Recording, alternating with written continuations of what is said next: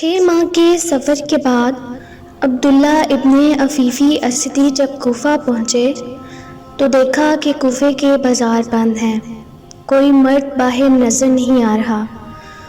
انہوں نے سوچا کہ شاید کوئی بیماری آئی ہے جس سے بچنے کے لیے سب لوگ اپنے گھروں میں بند ہیں۔ جیسے ہی اپنے گھر پہنچا اپنی بیٹی سے پوچھا، کوفے والے کہاں چلے گئے؟ بیٹی نے بتایا، بابا تھوڑے سے فاصلے پر ایک بیابان ہے جس کا نام کرب و بلا ہے، وہاں کے سپاہی نے حکومت کے خلاف بغاوت کی ہے اور یزید کا حکم ہے جو مرد اس باغی کو قتل کرنے کے لیے میدان میں نہیں آئے گا اس کا سر قلم کر دیا جائے گا۔ بابا آپ بھی جلدی چلے جائیں، کہیں کوئی مخبری نہ کر دے۔ عبداللہ نے سوچا یہ کون سا باغی ہے جس کو قتل کرنے کے لیے لوگوں کو اس طرح لے کر جا رہے ہیں۔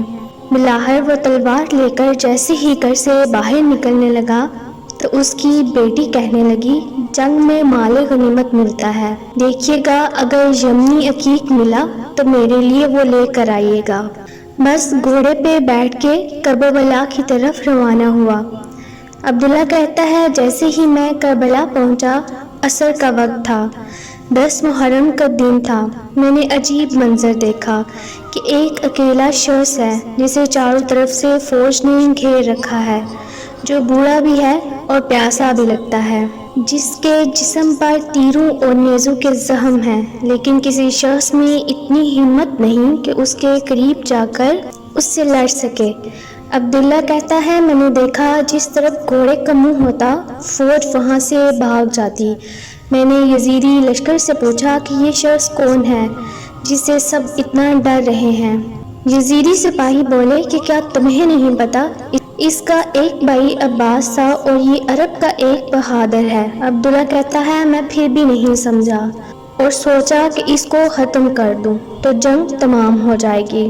میں نے اپنے گھوڑے کو اس کے گھوڑے کے پیچھے لگایا، اپنی تلوار کو نیام سے نکالا، اتنے میں وہ شخص مڑ کے مجھ سے کہنے لگا، اے عبداللہ سلام ہو تم پر۔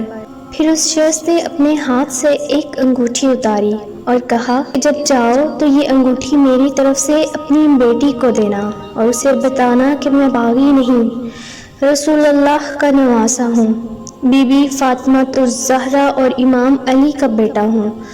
عبداللہ ہاتھ جوڑ کے کہتا ہے، اے میرے مولا مجھے معاف کیجیے گا، مجھے معلوم نہیں تھا، میرے مولا میں بھی آپ کے قدموں پر قربان ہونا چاہتا ہوں۔ امام حسین فرمانے لگے، عبداللہ جاؤ چلے جاؤ، تمہاری ضرورت یہاں نہیں، کوفہ میں ہے۔